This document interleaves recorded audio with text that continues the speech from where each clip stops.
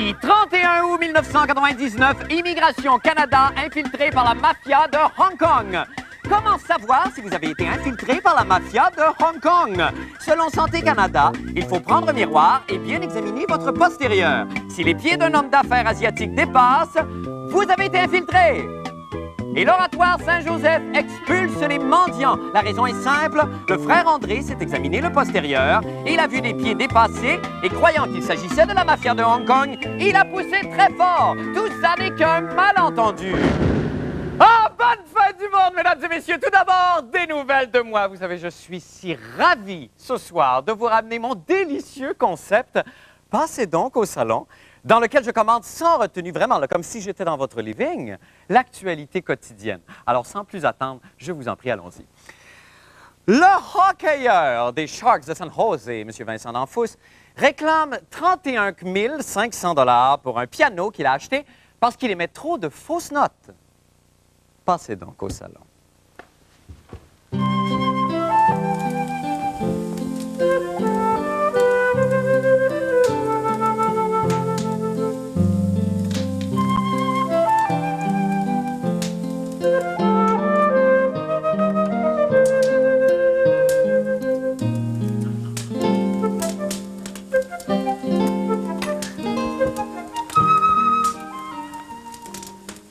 Vincent Danfous qui joue du piano. Give me a fucking break.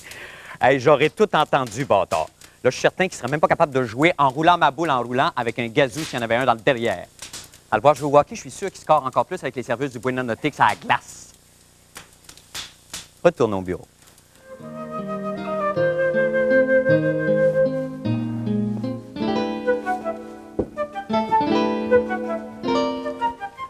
Ah, c'est dur, hein? Ah, c'est cynique, c'est dur! Mais c'était comme ça, les conversations dans les salons à Paris au début du siècle. Vraiment, vraiment. Proust et Hemingway, là, deux bitches finies.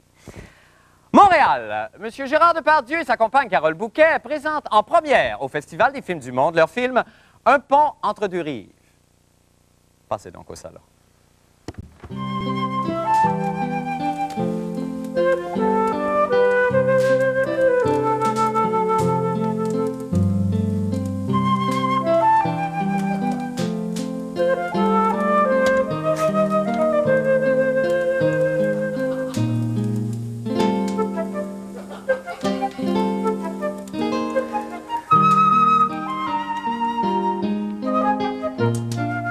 Hey, je l'ai vu, ce film-là, là, ils nous ont passé ça sur Air Transat. Les hôtesses nous sacraient des claques à la gueule pour nous tenir éveillés. Puis Gérard Depardieu, il rentre même plus dans l'écran. Dans les scènes de nu, ça prend 2 salles pour y voir les 2 fesses en même temps. Par contre, Carole Bouquet, « Hi, caramba! » On revient au bureau.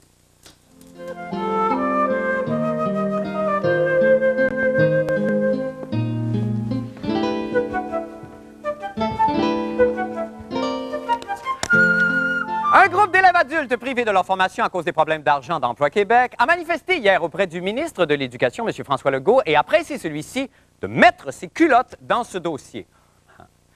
Passons donc au salon.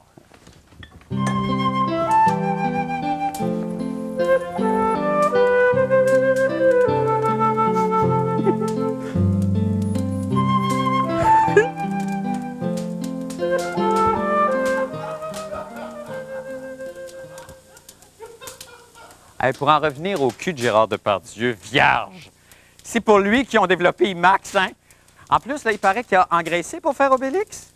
Hey, il y a des pays d'Afrique là, qui n'en ont même pas de fesses. Pense aux autres, Dumbo. C'est pas très réussi. On revient au bureau, ça.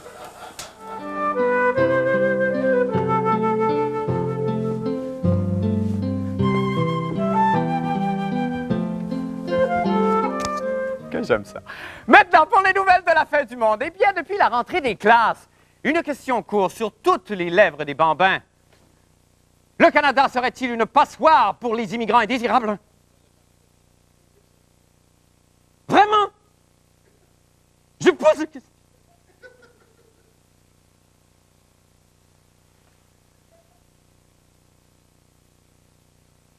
Et pour cause! chose! On apprenait aujourd'hui qu'entre 1986 et 1992, des citoyens chinois liés au crime organisé auraient infiltré les bureaux d'Immigration Canada à Hong Kong.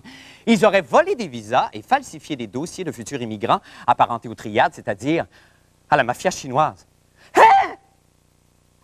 Aïe, aïe! Je suis pris! J'ai le coup pris! Quel mime! On a bien! Un reportage de Jean-René Dufort. Ah!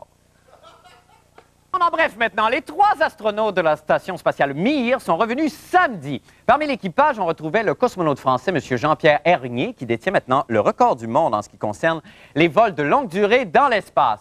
M. Hernier a parcouru, tenez-vous bien, 126 millions de kilomètres durant les 6 mois et 1 semaine qu'il a passé dans l'atmosphère. Afin de recueillir ses commentaires à froid, nous le rejoignons dans un champ de roche. Monsieur Hernier, bonsoir. Je ne sais pas si vous êtes là. Monsieur Hernier, bonsoir.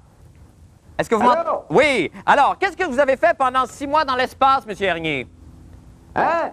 J'ai dit, qu'est-ce que vous avez fait pendant 6 mois dans l'espace? Tu sais? Coudonc, Monsieur Hernier, êtes-vous sourd? Hein? Puis vous avez la face pleine de boutons, hein? Et je pense que vous avez, si je ne m'abuse, un tout petit bras. Et je pense que vous avez un gros bras. Et je cache que vous avez du poil dans la main. Oui! Je comprends, vous êtes masturbé pendant 6 mois et 1 semaine. Oui! Ouais! Merci, Monsieur Hernier. Merci infiniment. Les merveilles de la science. C'est Copernic qui doit être fier. Il doit s'en branler de plaisir. La presse d'hier nous apprenait maintenant que les dirigeants de l'oratoire Saint-Joseph faisaient la vie dure aux mendiants qui sollicitaient les pèlerins et des touristes près du monument. D'ailleurs, on voit ici, je pense, un des indigents se faire expulser par le fameux dormoine de l'oratoire. Cache-toi, plus jamais ici! C'est épouvantable, quelle violence! C'est épouvantable! Moi qui d'habitude ai la réputation d'être un Jojo bon temps, je suis vraiment pas de bonne humeur! Je vais mettre mes sourcils de gars furieux. Où c'est que j'ai mis mes sourcils? Je les ai pas. J'ai pas mes sourcils, mais j'ai un sourcil de gars surpris et j'ai une aisselle de femme trompée. Ah! Ça ne marche pas! Et moi qui voulais faire une sortie virulente et asperger le monde ecclésiastique de mon fiel, j'ai une idée. Passez donc au salon.